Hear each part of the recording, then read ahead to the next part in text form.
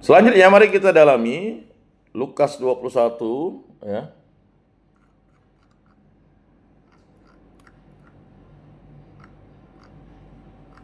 Jadi Lukas 21 ya. Nah, dalam Lukas 21 ini ya ingin menggambarkan suatu gambaran yang luar biasa ya. Bagi Allah yang mengagumkan akan dihancurkan, kapan itu terjadi? Para murid harus waspada agar tidak disesatkan oleh kabar yang mendahulunya. Nah, Bapak-bapak yang terkasih dalam Yesus Kristus ya. Dalam Lukas 21 ini ingin menggambarkan bagaimana kehancuran itu terjadi ya. Nah, ini memberikan kita kesiapan ya atau kewaspadaan bahwa kehancuran itu pasti terjadi ya. Nah, bagaimana kehancuran itu terjadi? Kehancuran itu terjadi ya karena memang dunia yang rapuh ini akan berakhir. Nah, dunia yang rapuh dan berakhir ini merupakan dunia yang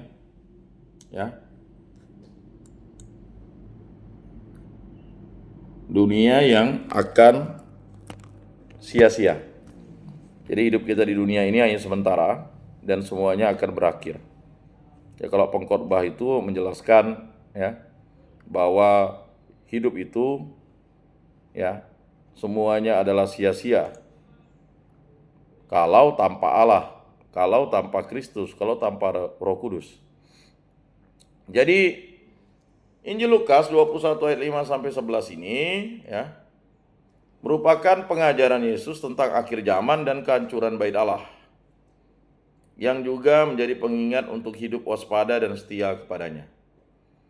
Kemudian ada beberapa hal ya yang akan diungkapkan dalam Lukas 21 ayat 5 sampai 11. Yang pertama, kejayaan duniawi tidak abadi. Ingat, sesuatu yang duniawi itu tidak abadi. Yesus membuatkan kehancuran bait Allah yang begitu megah.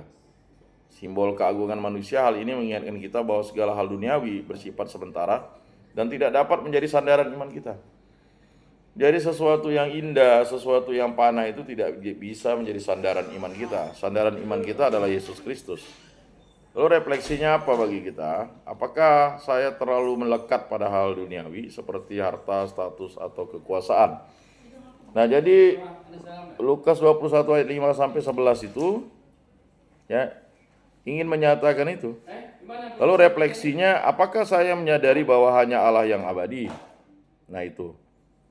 Kemudian Lukas 21 ayat 5 sampai 11 ini ya menggambarkan juga supaya kita waspada terhadap penyesatan. Ya, Yesus memperingatkan agar tidak mudah disesatkan oleh orang-orang yang mengklaim diri sebagai Mesias atau menyebarkan berita palsu tentang akhir zaman. Jadi Bapak-bapak, saudara-saudara yang terkasih, itu pernah terjadi ya, ada yang menyebarkan berita tentang akhir zaman sehingga merugikan ratusan orang. Orang itu harus menjual harta bendanya, menunggu kiamat tidak datang-datang, dan akibatnya apa? Penyesatan terjadi. Nah, penyesatan sering terjadi di saat-saat krisis. Jadi refleksi bagi kita, apakah saya berakar kuat dalam firman Allah sehingga tidak mudah goyah oleh ajaran palsu atau ketakutan akan masa depan? Berikutnya ya, Lukas 21 ayat 5 sampai 11 ini menggambarkan tentang tanda-tanda zaman. Yesus menyebutkan tanda-tanda seperti perang, bencana alam, kelaparan, dan wabah penyakit. Semua ini mengingatkan kita bahwa dunia sedang menuju kesudahan, tetapi waktunya tetap menjadi rahasia Allah. Jadi tanda-tanda zaman itu ya menunjukkan suatu ya tanda bahwa dunia ini akan menuju kepada kesudahan. Nah, refleksi bagi kita, bagaimana saya menanggapi penderitaan dan kekacauan dunia ini? Apakah saya melihatnya sebagai kesempatan untuk bertobat dan mempercayakan hidup kepada Allah? Nah, berikutnya yang keempat, sikap iman di tengah kekacauan. Yesus tidak meminta kita untuk takut, tetapi untuk tetap percaya kepadanya di tengah situasi sulit. Kekacauan dunia adalah pengingat bahwa kita perlu menaruh harapan kita pada kerajaan Allah yang kekal. Nah, refleksinya apa? Dalam tantangan hidup, apakah saya lebih sering diliputi ketakutan atau mengandalkan Tuhan dengan iman yang teguh? Lalu pesan utama dari Lukas 21 ayat 5 sampai 11, ya. Perikop ini mengajak kita tuh hidup dalam kesadaran bahwa dunia ini sementara. Kita dipanggil untuk menjaga iman, waspada terhadap penyesatan, dan menaruh pengharapan kepada Allah yang berdaulat atas segala sesuatu.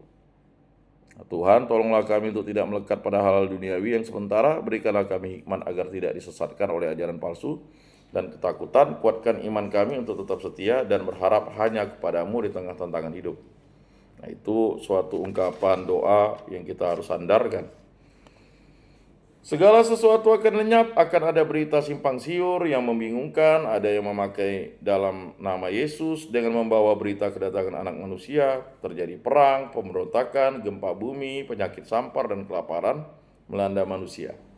Tanda-tanda yang dahsyat muncul di langit, tapi kesudahan belum segera tiba. Kita tidak perlu tertipu, takut, dan gentar. Yang penting tetap waspada dan berjalan dalam iman. Apakah kita sering terkecoh dengan berita-berita seperti ini? Nah, kemudian untuk membaca tanda-tanda zaman, ini ada tugas umat Katolik atau tugas umat Kristiani ya. Dewasa ini tidak ada lagi sosok yang disebut nabi. Ingat, kita harus bersandar pada kitab suci bahwa dewasa ini tidak ada lagi sosok yang disebut nabi.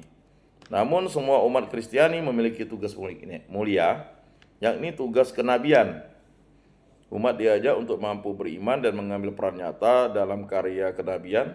Hal ini diawali oleh peran hierarki, ya, terutama gereja Katolik, ya.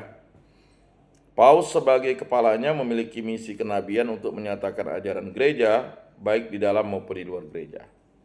Selain itu, semua umat beriman melalui pembaptisan menerima tugas untuk meneruskan misi Kristus yang mencakup tugas imamat bersama, tugas kenabian, dan tugas kepemimpinan sebagai raja melalui pelayanan.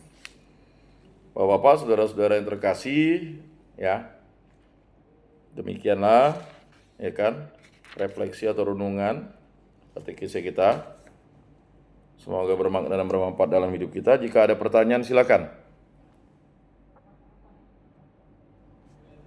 Bagaimana? Ada pertanyaan?